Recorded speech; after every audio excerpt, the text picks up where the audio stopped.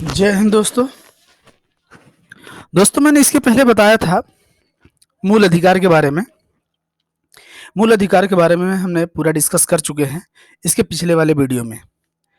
इस वीडियो में हम राज्य के नीति निर्देशक तत्व के बारे में चर्चा करेंगे। राज्य का नीति निर्देशक तत्व क्या है?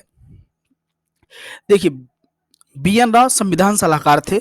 बी.एन. राव ने कहा कि राज्य के लिए भी कुछ ऐसा काम किया जाए जिससे लोगों को एक मूल अधिकार की तरह ही मिल जाए। ये भी एक तरह का समझिए मूल अधिकार का भाई है। जैसे भाई होता है ना, जैसे मूल अधिकार का भाई है। लेकिन मूल अधिकार अगर आपका छीना जा रहा है, कोई पब्लिक छीन रही है, सरकार छीन रही है, राज्य छीन रहा है, तो उसके खिलाफ आप सुप्रीम कोर्ट, हाई कोर्ट में जा सकते हैं कि हमारा मूल अधिकार छीना जा रहा है। लेकिन इसको लेकर के नहीं जा सकते न्यायालय में, सुप्रीम कोर्ट, हाई कोर्ट में नहीं जा सकते, क्योंकि ये मूल अधिकार ये राज्य की मर्जी पे है।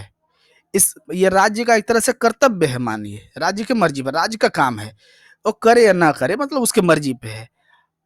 एक तरह उसका कर्तव्य है, आपका मूल अधिकार एक तरह से है।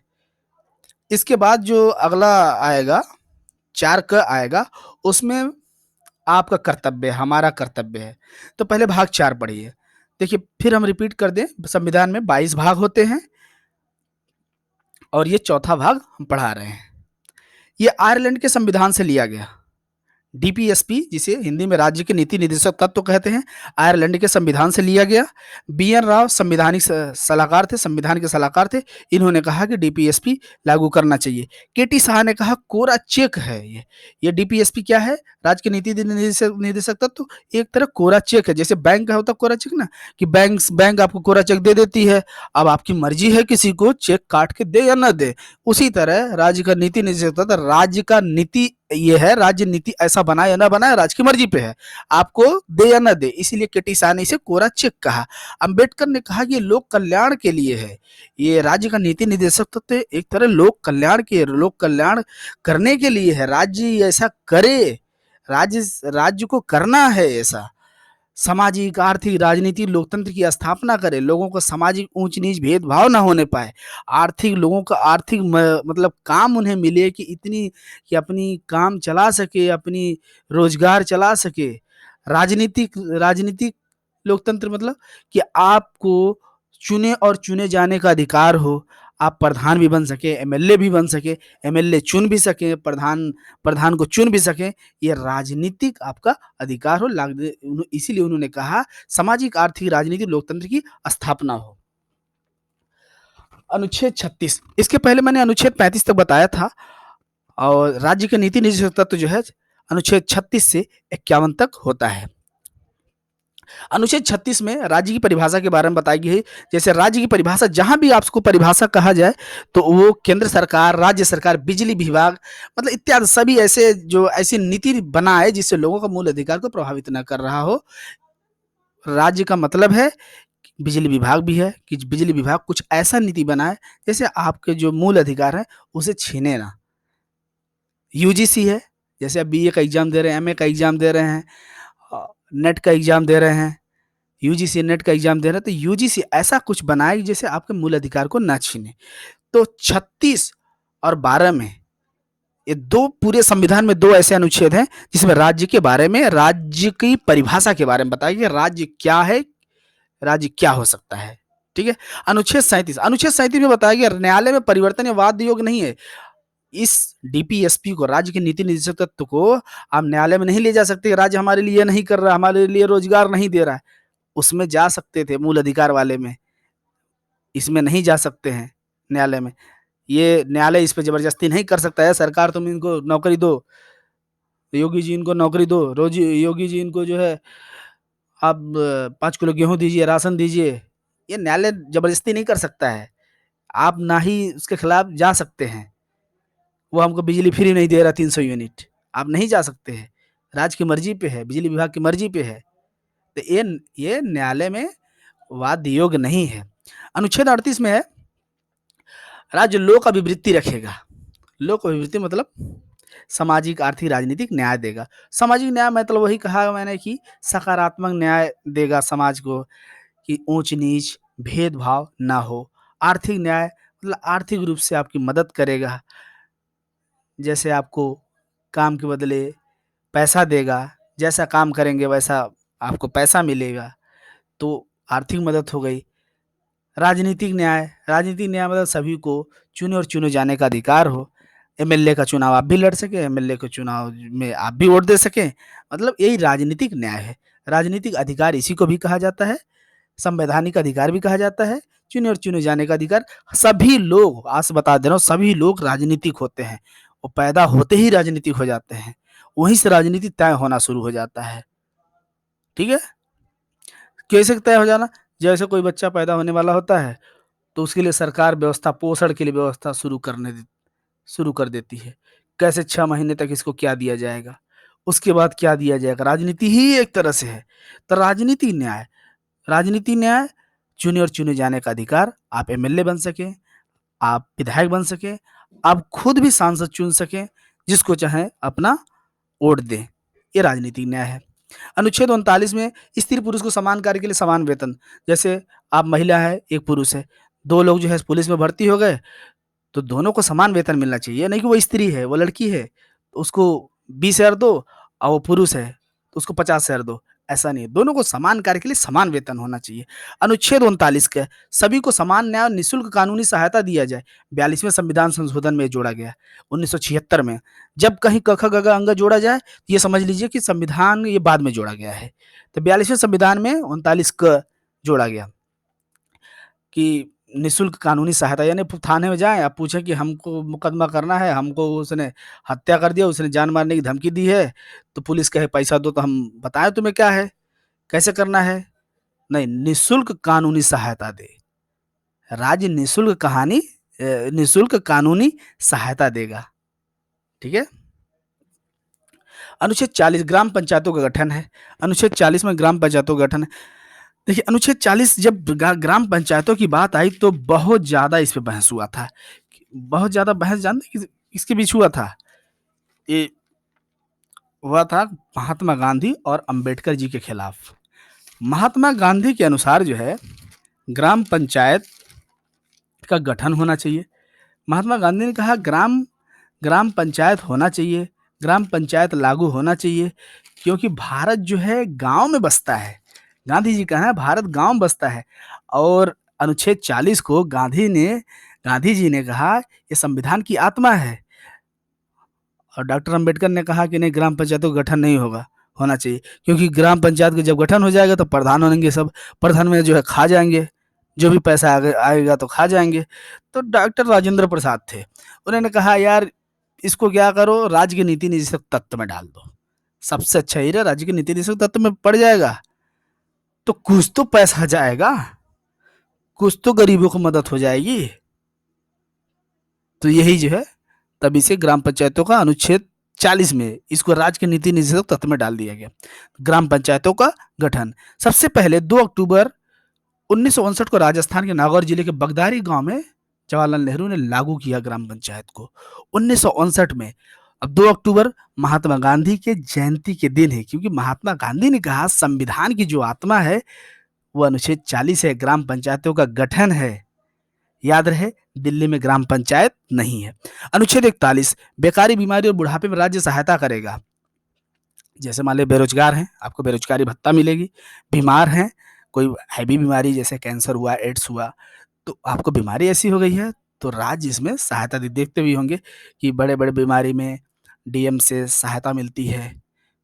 तो ये सब राज्य की परिभाषा में ही आते हैं। जिले का जो कलेक्टर होगा वो भी राज्य की परिभाषा में आएगा कि आपको सहायता करेगा, लेकिन जबरदस्ती सहायता नहीं ले सकते। सहायता मतलब करेगा, बस उम्मीद की जाती है कि ऐसा करेगा। अनुच्छेद 42 में है राज्य काम की मानवोचित दशा उपलब्ध कराएगा। मानवोचित दशा मतलब जैसे कोई गर्भवती महिला है, अब उसको छुट्टी देना चाहिए ना, अब छुट्टी नहीं देंगे तो क्या करेगा वो, नहीं सही है, उसके साथ न्याय नहीं होगा। तो सभी को निर्वाह योग्य मजदूरी देना चाहिए। तो अनुच्छेद 42 में है मानवोचित दशा है, मानवोचित यानी मानव की उचित दशा उपलब्ध कराए, उसको ऐसा दे कि उसे छुट्टी भी मिल जाए, गर्भवती महिला तो उसे छुट्टी मिल जाए, उसके बाद उसको काम पे फिर लगाया जाए, जब सारे प्रक्रिया पूरे हो जाए उसके। सभी को निर्वाह योग्य मजदूरी दे राज्य, जैसे आप कोई भी कार्य कर रहे हैं, मनरेगा में ही कार्य कर रहे हैं, तो उतना आपको मज़दूरी दे, जैसे आपका घर चल सके। कोई भी सरकारी जॉब जैसे बैंक कर्मी हैं, उसमें जॉब मिली उन्हें, तो उनको उतनी जॉब की सैलरी दी जाए जैसे वो अपनी निर्वाह कर सकें। अनुच्छेद 43 राज्य कुटीर उद्योग का विकास करेगा। कुटीर उद्योग के विकास से इसका बहुत पुराना इतिहास ये भी है कि जवाहरलाल नेहरू ने कहा कि हमें सभी के आंसू पोंछने हैं। जवाहरलाल नेहरू ने कहा कि हमें सभी के आंसू पोंछने, सभी को काम देना, हर हर हर हाथ को काम देना, जिससे सभी लोगों को रोजगार मिल सके। ठीक है। अनुच्छेद 43 का देखिए, फिर क ख ग घ अंग, मैं बता रहा हूँ क ख ग घ अंग जहां भी जोड़ा जाए, ये समझ लीजिए कि बाद में जोड़ा गया। ये भी 42वें संविधान संशोधन हुआ 1976 में, उसमें 43 का जोड़ा गया। इसमें कहा कि उद्योगों में काम की भागीदारी हो, सभी को भागीदार बनाया जाए। यह नहीं जो बड़े लोग हैं वही वही जो है बैंक में हो जाएँ, बड़े लोग हैं वही दरोगा बन जाएँ, बड़े लोग हैं वही एसपी हो जाएँ, नहीं, सभी को काम की भागीदारी दी जाए और सबको निर्णय मुनाफ़ा में हिस्सेदारी दिया जाए। कोई भी निर्णय लेना है तो सबकी उसमें सबकी मीटिंग की जाए कि ये होली आ रही है, तो ऐसी कानून व्यवस्था रखनी है।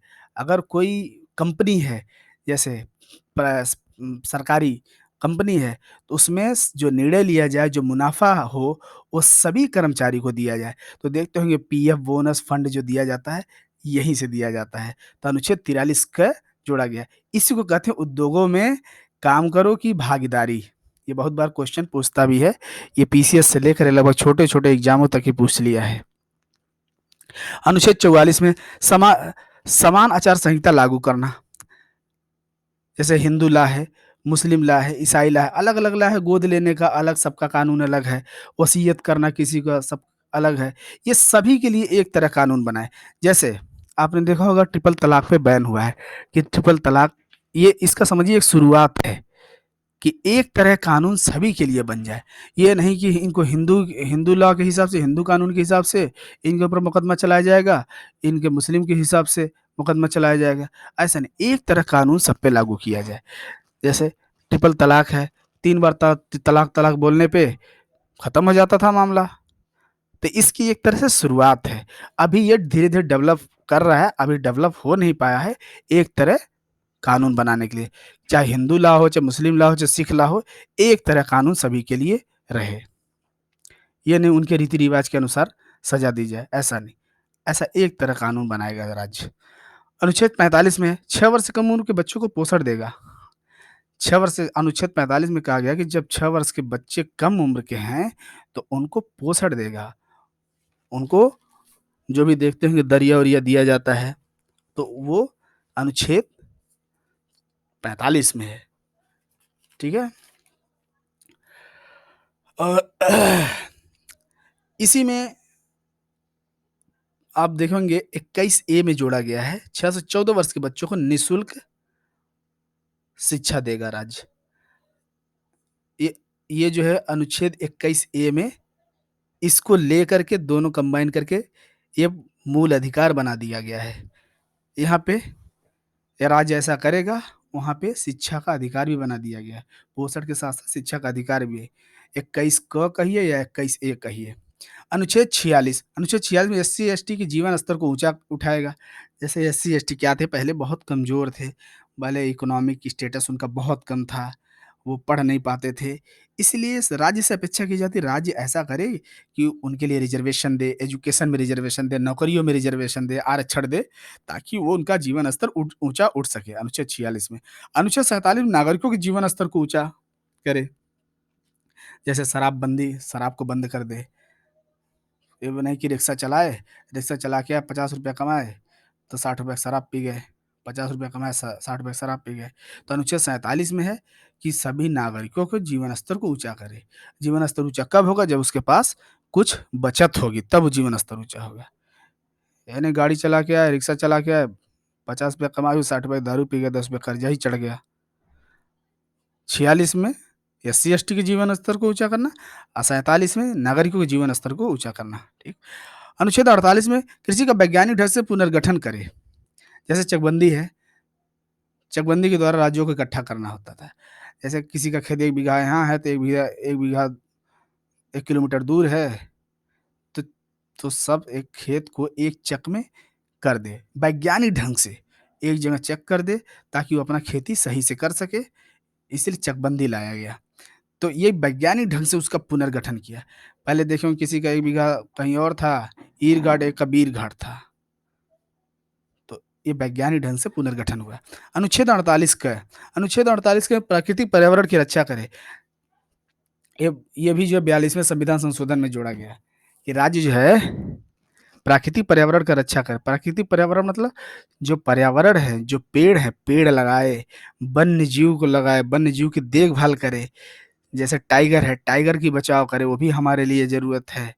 जो भी फॉरेस्ट में जो भी जीव हैं, उनका रख-रखाव करे, ऐसा राज्य करे, पर्यावरण को शेप करे, पेड़ लगवाए। अनुच्छेद 39 राज्य ध राज धरोहर और स्मारकों का रक्षा करेगा, जैसे ताजमहल का, लाल किले का, कुतुब मीनार का। मतलब इनका जो है देखभाल राज्य करे, सरकार इसे देखभाल करे। इनका जो है ये हमारे हेरिटेज में है, जैसे ताजमहल है, विश्व के 7वें हेरिटेज में है, तो इनका देखभाल करे, अनुच्छेद 49 में। अनुच्छेद 50 में राज्य के निचले स्तर के जो कार्यपालिका है, न्यायपालिका को अलग कर देगा। जैसे एसडीएम है, नायब तहसीलदार है, राजस्व मामले की सुनवाई करते हैं। और निचले स्तर का मतलब कि जो इनसे अलग करे, जो न्यायालय या कार्यपालिका को अलग कर दे। एसडीएम, नायब तहसीलदार और निचले स्तर के डिस्ट्रिक्ट मजिस्ट्रेट, उसमें जो न्यायालय में होते हैं, कोर्ट में, जो कचहरी में, कोर्ट में जो बैठते हैं, तो जो न्याय होते हैं, जो जज होते हैं, न्यायिक मामले सुनते हैं, तो उनसे उनको अलग करे, अनुच्छेद 50 में।